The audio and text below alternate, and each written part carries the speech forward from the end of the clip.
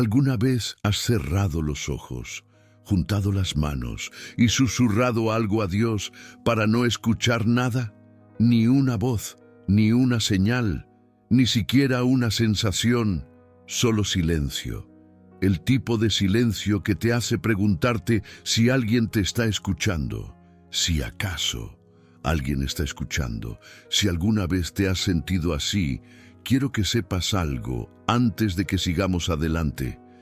Albert Einstein, la mente científica más grande del siglo XX, pasó años luchando con esa misma pregunta, y lo que finalmente descubrió sobre la naturaleza de la oración, sobre por qué Dios parece guardar silencio, es algo que nadie jamás pensó en contarte. Nos enseñaron que la oración funciona desde que éramos lo suficientemente pequeños para arrodillarnos junto a nuestras camas.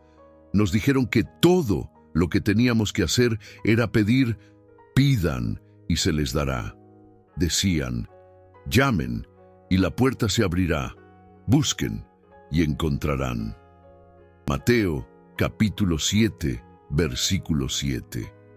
Estas palabras fueron grabadas en nuestros corazones, antes incluso de que entendiéramos lo que significaban.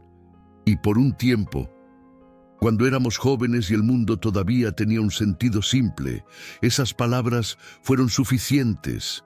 Cuando eres niño, la oración se siente como algo cercano a la magia. Cierras los ojos, susurras tu deseo, y en algún lugar allá arriba, un padre amoroso te escucha y comienza a poner las cosas en movimiento a tu favor. Ruegas por tu pececito dorado, ruegas para aprobar tu examen, ruegas para que tus padres dejen de discutir a puerta cerrada. Y como crees, con todo lo que tienes, sientes la certeza de que alguien está escuchando, pero entonces creces, y la vida pasa, y las oraciones cambian. Ya no se tratan de peces dorados o exámenes. Ahora estás rezando para que tu madre sobreviva a la cirugía. Estás rezando para que el dolor en tu pecho desaparezca. Estás rezando para que tu esposo recuerde quién es, porque la enfermedad le ha robado la mente poco a poco. Estás rezando por una sola mañana, donde te despiertes sin ese peso pesado y doloroso en tu corazón. Y esta vez, la oración se siente diferente, porque esta vez lo que está en juego es real, y esperas, y esperas, y el silencio se extiende, día tras día, semana tras semana, a veces año tras año, hasta que un pensamiento se insinúa que te aterroriza. Un pensamiento que no puedes decir en voz alta, ni a tu sacerdote, ni a tu familia, ni siquiera a ti mismo. ¿Qué pasa si nadie está escuchando? Y aquí es donde se vuelve verdaderamente difícil, porque en el momento en que permites que ese pensamiento entre en tu mente, la culpa llega justo detrás. Te enseñaron que la duda es una debilidad, que cuestionar a Dios es algo cercano al pecado, que si tus oraciones no son respondidas, el problema no es con el sistema, el problema es con tu fe. Debes de no creer lo suficiente, debes de no orar lo suficientemente fuerte, debes de no ser lo suficientemente digno, así que te esfuerzas más, rezas por más tiempo, haces promesas que sabes que no puedes cumplir, y aún así, el silencio permanece, inconmovible, inmutable, absoluto. Conozco este sentimiento. Lo conozco no como algo que leí en un libro, sino como algo que viví por dentro durante más años de los que me importa admitir. Cuando tenía 43 años, mi madre estaba en una cama de hospital, el tipo de cama con barandales a los lados y máquinas que emitían un pitido con un ritmo que se suponía que era tranquilizador, pero que no lo era. Los médicos me habían dicho, con esa voz cuidadosa que usan cuando no queda nada por decir, que habían hecho todo lo que podían, que ahora era cuestión de tiempo. Recuerdo caminar por el pasillo del hospital hasta la pequeña capilla al final del pasillo. Recuerdo abrir la puerta, recuerdo arrodillarme en el frío suelo de baldosas y recuerdo haber rezado con todo lo que me quedaba. No estaba recitando palabras, estaba suplicando. Le dije a Dios que haría cualquier cosa, si tan solo le diera más tiempo. Una Navidad más, una comida dominical más, una llamada telefónica más donde me pregunte si estoy comiendo lo suficiente y yo le diga que sí. Mamá, estoy comiendo lo suficiente, aunque ambos sepamos que estoy mintiendo. Pero la capilla estaba en silencio, el techo no se abrió, ningún calor descendió, ninguna paz llegó, nada cambió. Y 3 días después se había ido, y me quedé de pie en un mundo que se sentía más vacío de lo que jamás había imaginado que un mundo podría sentirse. Llevé ese silencio conmigo durante años, no como ira. Quiero ser honesto sobre eso. No era ira contra Dios. Era algo peor. Era el silencioso, espeluznante temor de que tal vez todos esos años de arrodillarme, todos esos años de juntar mis manos y derramar mi corazón, no fueran más que hablar con una habitación vacía, y no podía decírselo a nadie, porque admitir eso se sentía como la traición final de mi fe, de mi madre, de todo lo que alguna vez había creído. Resulta que Albert Einstein sintió algo notablemente similar, y lo que hizo con ese sentimiento, cómo luchó con él y se negó a apartar la mirada, eventualmente lo llevó a una de las revelaciones más profundas sobre la naturaleza de la oración, el silencio y Dios que el mundo haya conocido jamás. La mayoría de la gente conoce a Einstein por su física, por la ecuación que cambió el mundo, por la relatividad y la curvatura de la luz, y la forma en que reinventó el tejido del espacio y el tiempo mismo. Pero lo que la mayoría de la gente no sabe, lo que los libros de texto convenientemente omiten, es que Einstein pasó tanto tiempo pensando en Dios, como el que pasó pensando en el universo. Para Einstein, las dos preguntas nunca estuvieron separadas. Comprender el cosmos era enfrentarse cara a cara con la pregunta de si algo o alguien estaba detrás de todo. Cuando era niño, creciendo en Múnich en los años 80 del siglo XIX, Einstein era profunda, genuinamente religioso. Estudió la Torá con la pasión de alguien que creía cada palabra. Siguió las leyes dietéticas judías, compuso canciones en alabanza a Dios, pequeñas melodías que tarareaba en el camino a la escuela, bajo todos los aspectos, bajo cada medida. El joven Albert Einstein era un niño de fe sincera e inquebrantable, pero alrededor de los 12 años, algo comenzó a cambiar. No dramáticamente, no a través de ningún evento único, sino en silencio, de la misma forma en que la luz de la mañana cambia una habitación tan lentamente que no te das cuenta hasta que todo se ve diferente. Einstein comenzó a leer libros de ciencia que su familia apenas podía pagar, y en esas páginas se encontró con algo que tanto lo emocionó como lo sacudió hasta la médula. Descubrió que el mundo operaba de acuerdo con leyes naturales. El sol no salía porque Dios lo ordenara. Salía porque la Tierra giraba sobre su eje a una velocidad que podía ser calculada. La lluvia no caía porque un campesino se arrodillara y la pidiera. Caía debido a la evaporación, la condensación y la fuerza de la gravedad. Las estrellas no brillaban por belleza, ardían debido a la fusión nuclear. Todo tenía una explicación. Todo seguía un patrón. Todo obedecía reglas que estaban escritas no en las escrituras, sino en las matemáticas. Y aquí es donde la relación de Einstein con la oración comenzó a fracturarse. Porque si el universo funciona con leyes fijas, predecibles y matemáticas, si todo, desde la órbita de los planetas hasta el vuelo de un gorrión, está determinado por ecuaciones que han existido desde el principio de los tiempos, Entonces, ¿qué espacio queda para una sola oración que cambie algo de eso?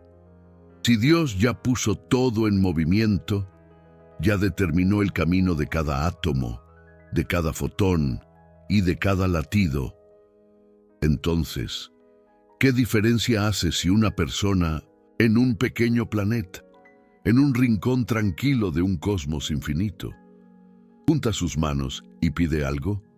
Esta no era una pregunta ociosa para Albert Einstein. Era la pregunta que definiría el resto de su vida. Y tampoco es una pregunta ociosa para ti. Porque en el momento en que te la tomas en serio, en el momento en que realmente te sientas con ella y la dejas respirar, todo lo que te enseñaron sobre la oración empieza a temblar, no a derrumbarse. Todavía no, pero sí a temblar.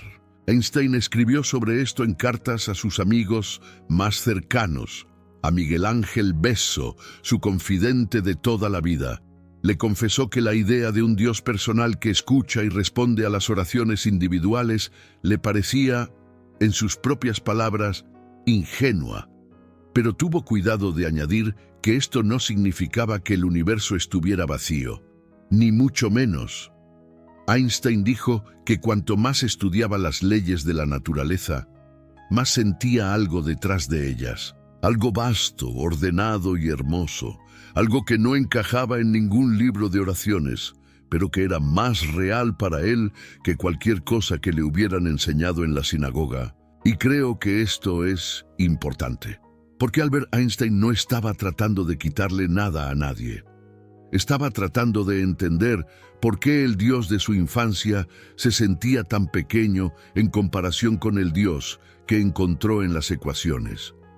¿Por qué el Dios que supuestamente respondía a las oraciones parecía silencioso, mientras que el Dios que pintó las galaxias estaba gritando en todas direcciones? Si alguna vez has sentido esa misma confusión, esa misma tensión entre lo que te enseñaron y lo que sientes en lo más profundo de tu ser, entonces ya sabes con qué estaba luchando Einstein.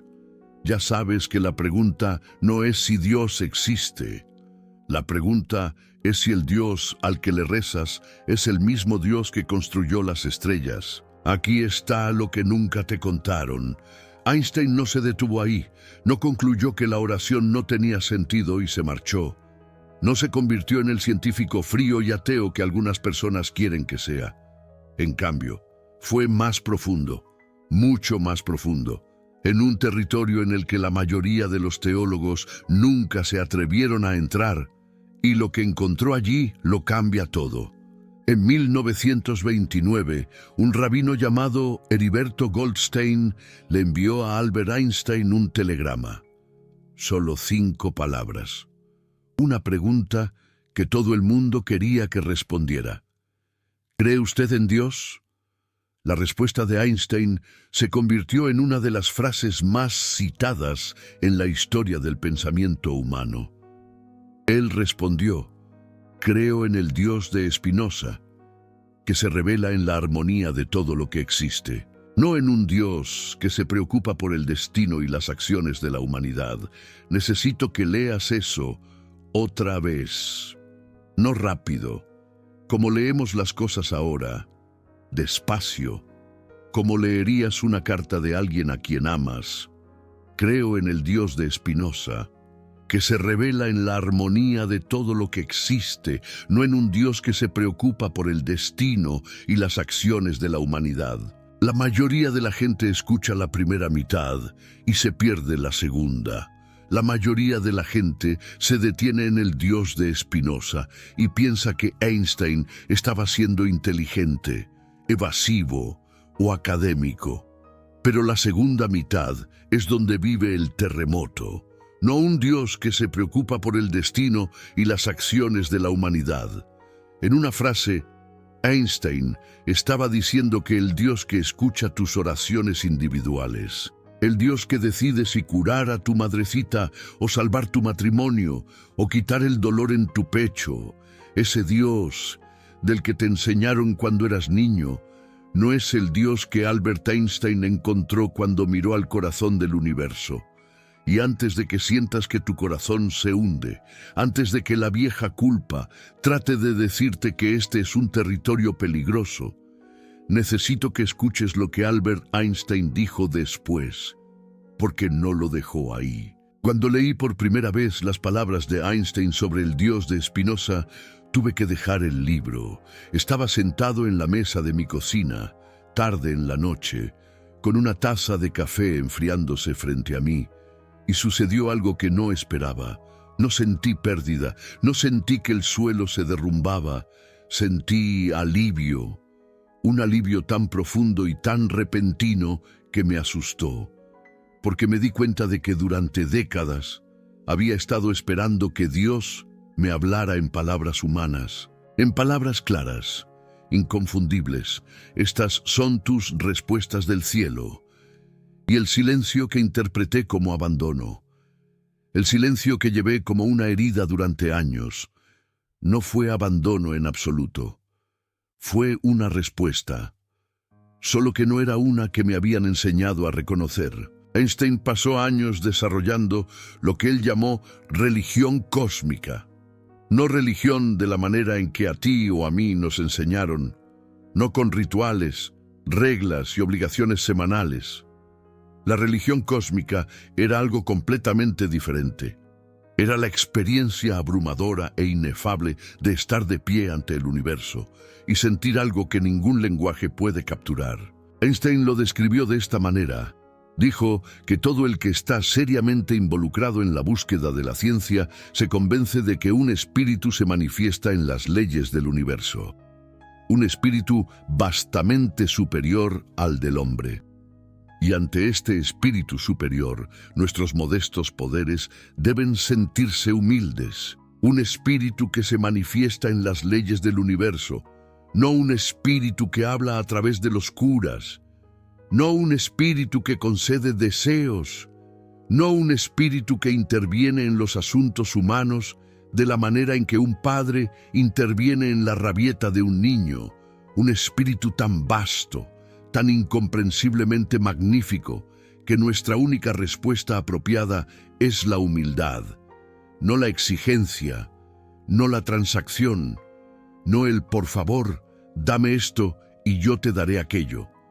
Solo humildad, solo asombro, solo presencia. Y aquí es donde Albert Einstein hizo una conexión que nadie vio venir, porque esta idea, esta religión cósmica, no alejó a Einstein de la oración. Lo llevó a una comprensión completamente diferente de lo que realmente es la oración. No una petición, no una negociación, no un trato desesperado hecho en la oscuridad de la noche. Algo completamente diferente. Algo que había estado escondido a plena vista durante miles de años, esperando a alguien lo suficientemente valiente como para verlo. En 1936, una joven llamada Sophia Wright estaba sentada en su salón de clases en la escuela dominical de la iglesia Riverside en Nueva York. Su maestro le dio a la clase una tarea inusual: escribir una carta a Albert Einstein y hacerle una pregunta. ¿Rezan los científicos? Y si es así, ¿por qué rezan? Sofía estaba en 6º grado.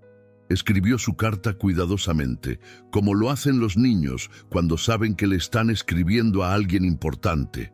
Y para asombro de su maestro, de sus padres y probablemente de la propia Sofía, Einstein respondió: Tu respuesta es una de las cosas más hermosas que se han escrito sobre la relación entre la ciencia, la fe y el corazón humano. Einstein le contó a esta niña de 12 años que la investigación científica se basa en la idea de que todo lo que ocurre está determinado por leyes de la naturaleza. Y por lo tanto, dijo, un científico investigador difícilmente se inclinará a creer que los eventos podrían ser influenciados por una oración, es decir, por un deseo dirigido a un ser sobrenatural. Si se hubiera detenido ahí, la carta no sería más que un rechazo cortés. Pero Einstein no se detuvo ahí. Siguió contándole a Phyllis que nuestro conocimiento actual de estas leyes naturales es imperfecto y fragmentario, que la creencia en la existencia de leyes básicas y abarcadoras en la naturaleza se basa en una especie de fe, y que esta fe científica, ha sido ampliamente justificada por el éxito de la investigación científica. Y entonces escribió la línea que lo cambió todo para mí. Dijo que todo aquel que está seriamente involucrado en la búsqueda de la ciencia se convence de que un espíritu se manifiesta en las leyes del universo, que frente a ese espíritu nos sentimos humildes. Einstein le estaba diciendo a una niña que la respuesta a su pregunta era tanto no como sí. No, los científicos no rezan de la manera en que tú piensas en la oración. No le piden cosas a Dios. No esperan que el universo se doble a sus deseos, pero sí, en un sentido más profundo, el acto mismo de estudiar el universo, de tratar de comprender sus leyes, de maravillarse ante su belleza y complejidad. Eso es en sí mismo una especie de oración, no una oración de palabras, una oración de atención. Piensa en eso por un momento.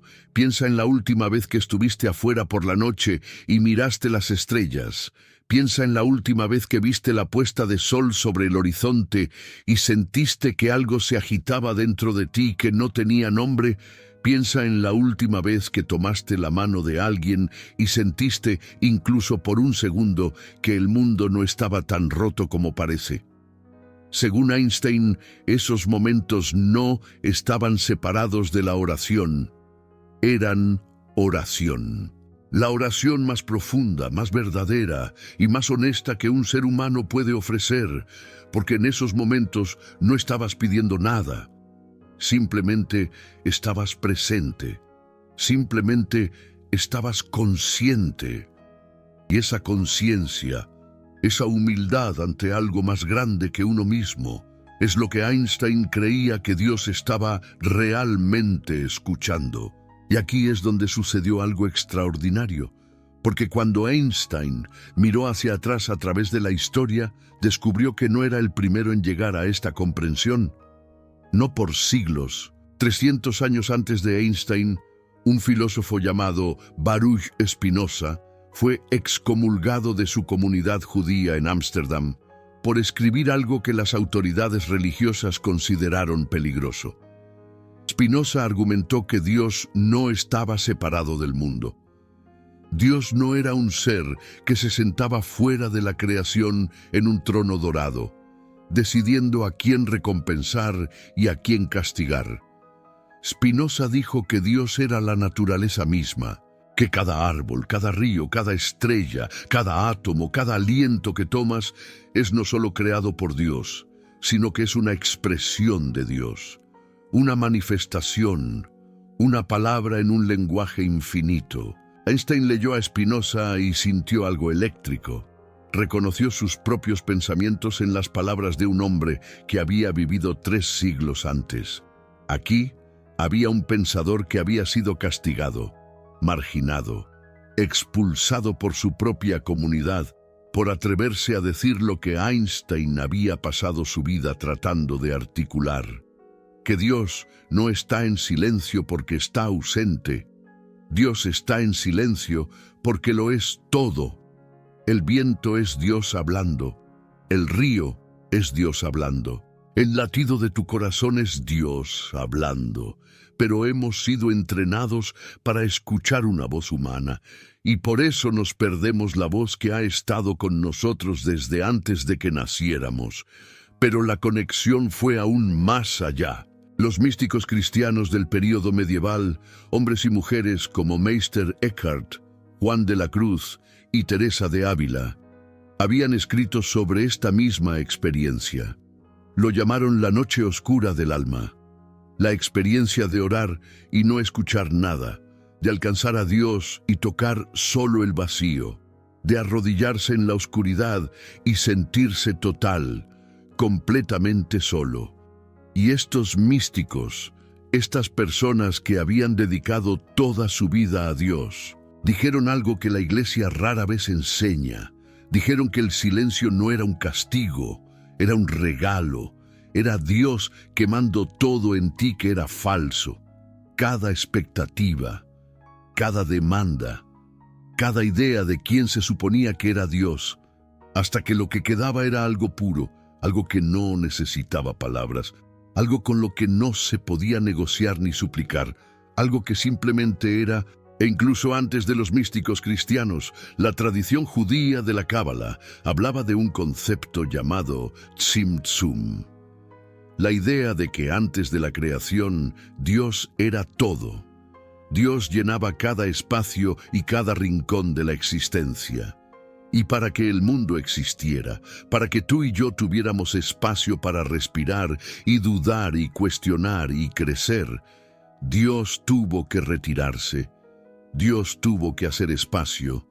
Dios tuvo que volverse, en cierto sentido, silencioso.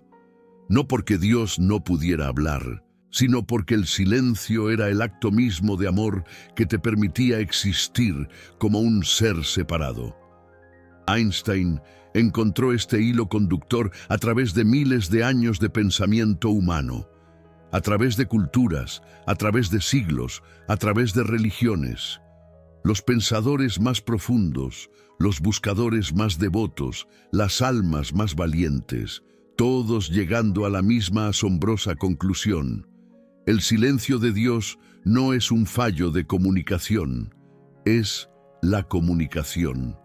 Es Dios diciendo algo tan grande, tan total, tan absoluto, que las palabras nunca podrían transmitirlo. No puedo decirles cuánto tiempo me senté con esta realización. Días, semanas, tal vez meses, porque reordenó todo dentro de mí. Todos esos años de orar junto a la cama del hospital de mi madrecita. Todas esas mañanas de despertarme y no sentir nada. Todas esas noches de susurrar en la oscuridad y escuchar solo mi propio eco. El silencio que había temido. El silencio que había usado como prueba de que nadie estaba escuchando. Era lo mismo que había estado tratando de alcanzarme todo el tiempo. Y estaba tan ocupado exigiendo una respuesta en palabras humanas que no podía escuchar la respuesta que ya estaba ahí, en el latido de mi propio corazón, en el aliento que llenaba mis pulmones sin que yo lo pidiera, en el hecho de que de todos los arreglos posibles de la materia en este universo infinito, los átomos se unieron exactamente de la manera correcta para hacerte a ti, para hacer este momento donde estamos conectados tú y yo a través de la distancia y el tiempo, compartiendo una pregunta que la humanidad ha estado llevando desde el principio. Hay algo más que necesito contarte, algo que podría sorprenderte. La Madre Teresa, una de las más devotas servidoras de Dios que jamás haya caminado sobre esta tierra, una mujer que dio todo lo que tenía a las personas más pobres y abandonadas de Calcuta, escribió cartas que fueron descubiertas y publicadas después de su muerte, y en esas cartas confesó algo que conmocionó al mundo. Durante casi 50 años, la Madre Teresa experimentó un silencio completo y absoluto de Dios. 50 años, escribió, ¿dónde está mi fe? Aún en lo más profundo, solo hay vacío y oscuridad. Ella describía una soledad tan inmensa que a veces se preguntaba si Dios existía siquiera. Rezaba todos los días, servía todos los días, amaba todos los días, y cada día el silencio permanecía, y aún así nunca se detuvo, nunca se alejó. Siguió sirviendo, siguió amando. Siguió apareciendo cada mañana para aquellos que no tenían nada. No porque Dios finalmente respondiera sus plegarias, no porque el silencio se rompiera, sino porque llegó a comprender lo que entendió Einstein, lo que comprendió Spinoza, lo que entendieron los místicos, que el amor mismo era la respuesta, que el acto de cuidar, el acto de presentarse, el acto de estar presente con otro ser humano en su sufrimiento, no era solo una respuesta al silencio, era el silencio hablando a través de ella. Y si estás sentado ahí ahora mismo, pensando en tus propias oraciones sin respuesta, quiero que consideres algo. ¿Qué tal si el silencio que has cargado todos estos años no estaba vacío? ¿Qué tal si cada vez que rezaste y no oíste nada, la respuesta ya estaba ahí, pero disfrazada de algo que no esperabas, disfrazada del vecino que apareció con sopa cuando estabas enfermo, del desconocido que te sonrió en el día que pensaste que no podrías seguir adelante, del amanecer que llegó de nuevo, y de nuevo, y de nuevo, sin importar cuán oscura fuera la noche anterior? ¿Qué tal si la respuesta del Creador nunca iba a ser una voz? ¿Qué tal si siempre iba a ser el mundo mismo, extendiéndose hacia ti a través de 1000 pequeñas misericordias que estabas demasiado afligido, demasiado enfocado en el silencio para notar?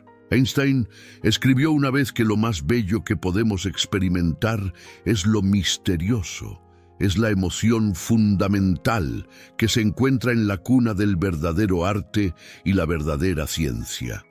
Aquel que ya no puede detenerse a maravillarse y permanecer extasiado en asombro está tan muerto como lo misterioso, no lo respondido, no lo explicado, no lo resuelto, lo misterioso. Einstein creía que las preguntas sin respuesta no eran fracasos, eran el punto, eran la puerta de entrada. Cada plegaria que no es respondida de la forma en que esperabas es, quizás, una invitación a profundizar, a dejar de pedir cosas, a empezar a prestar atención, a sentarse en el silencio el tiempo suficiente para darse cuenta de que no está vacío. Nunca ha estado vacío. Si todavía estás conmigo, gracias. Verdaderamente, desde el fondo de mi corazón, sé que estas son cosas difíciles de escuchar. Sé que desafían lo que nos enseñaron. Este canal existe porque yo también necesitaba estas conversaciones. Si algo de lo que compartimos hoy te trajo, aunque sea un momento de paz, o una nueva forma de ver tu propia experiencia, el supergracias es una forma de ayudarme a continuar. Pero solo si se siente bien para ti. Solo si algo en estas palabras resonó, eso es todo lo que pido. Ahora déjame contarte lo que todo esto significa, no en teoría, para ti, ahora mismo, esta noche, cuando cierres los ojos y juntes las manos y sientas ese viejo, familiar silencio, significa que tus oraciones nunca fueron en vano, ni una sola. Cada vez que cerraste los ojos y te adentraste en la oscuridad, estabas haciendo exactamente lo que Einstein describió como la más alta expresión del espíritu humano.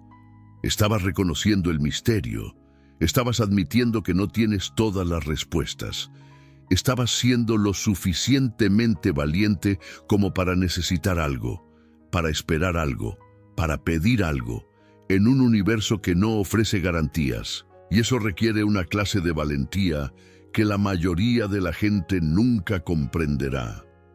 Esta nueva comprensión de la oración no significa que tengas que dejar de pedir, no significa que tengas que dejar de arrodillarte, no significa que tengas que renunciar a las palabras que te han sostenido durante las noches más oscuras de tu vida.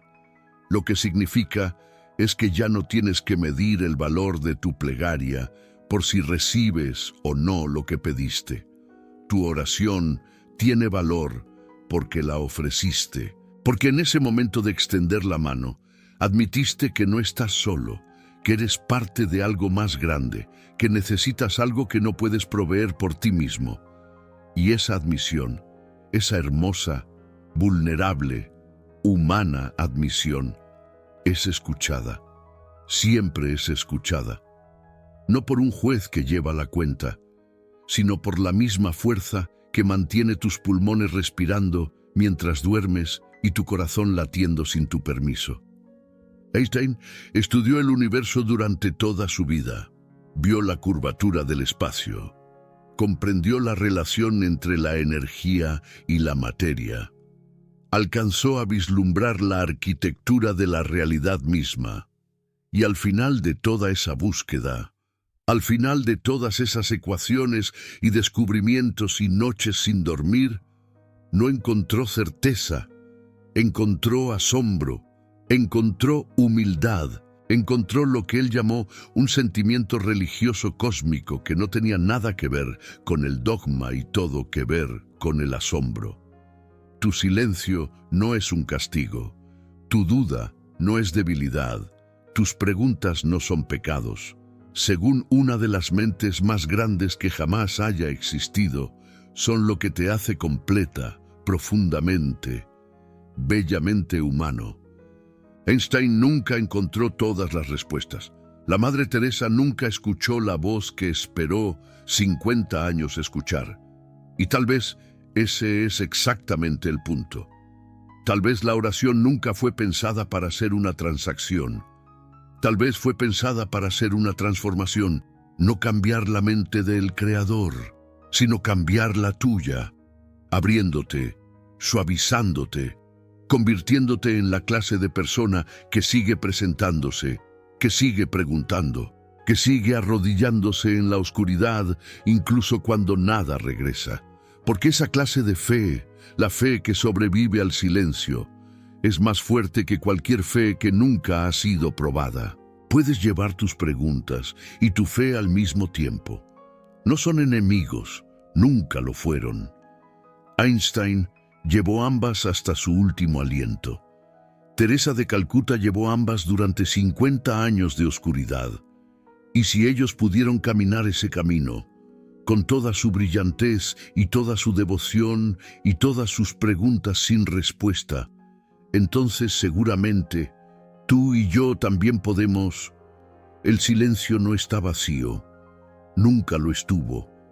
Está lleno de todo lo que las palabras nunca podrían contener. Si te has quedado conmigo hasta este mismo momento, quiero que sepas algo. Lo que estás sintiendo ahora mismo, esa extraña mezcla de tristeza y paz silenciosa, de soltar y aferrarse, no es un accidente. Es lo mismo de lo que hemos estado hablando. Es la oración siendo respondida, no con una voz desde el cielo, no con un milagro que reescribe la realidad, sino con el simple, profundo conocimiento de que no estás solo, que alguien más se ha arrodillado en ese mismo silencio y ha cargado esas mismas preguntas, que Einstein mismo, con todo su genio, se paró ante el mismo misterio y no encontró respuestas, sino algo mejor. Encontró el coraje para seguir maravillándose. No estás roto por dudar, estás despierto. ¿Alguna vez has sentido este silencio? ¿Alguna vez has rezado y te has preguntado si alguien estaba escuchando? Me encantaría escuchar tu historia. Compártela en los comentarios, porque te prometo que no eres el único que se ha sentado en la oscuridad y se ha preguntado. A veces, lo más valiente que podemos hacer es decir en voz alta aquello que hemos estado cargando solos por tanto tiempo, y a veces, solo a veces, el compartir ese peso se convierte en su propia forma de oración. ¿Sabes? Albert Einstein alguna vez reflexionó sobre esto y creo que tenía muchísima razón. Quizás el verdadero acto de fe no reside en recitar plegarias preestablecidas o en seguir ciegamente dogmas. No, quizás la verdadera valentía se encuentra en reconocer nuestras dudas, nuestras desilusiones y compartirlas con quien sea, con el Creador o con un amigo, porque ¿qué es la oración si no es una conversación? Una conversación, a veces silenciosa, a veces llena de preguntas, incluso, a veces, llena de reclamos. Imagina por un momento que estás frente al espejo y te sinceras contigo mismo. Te permites expresar toda esa carga emocional que llevas dentro, sin juzgarte, sin reprimirte. Simplemente te escuchas. Ese, mi amigo, esa, mi amiga, es una forma poderosa de oración. Es un acto de honestidad brutal. de vulnerabilidad, que te libera, que te sana. Y es que, a veces, el silencio puede ser ensordecedor, un silencio que te aísla, que te consume, un silencio que te impide conectar con tu propia esencia, con el universo, con Dios. Pero cuando rompes ese silencio, cuando encuentras el valor para expresar lo que sientes, lo que piensas, lo que temes, entonces se abre un canal de comunicación, un canal que te permite recibir guía, consuelo, esperanza.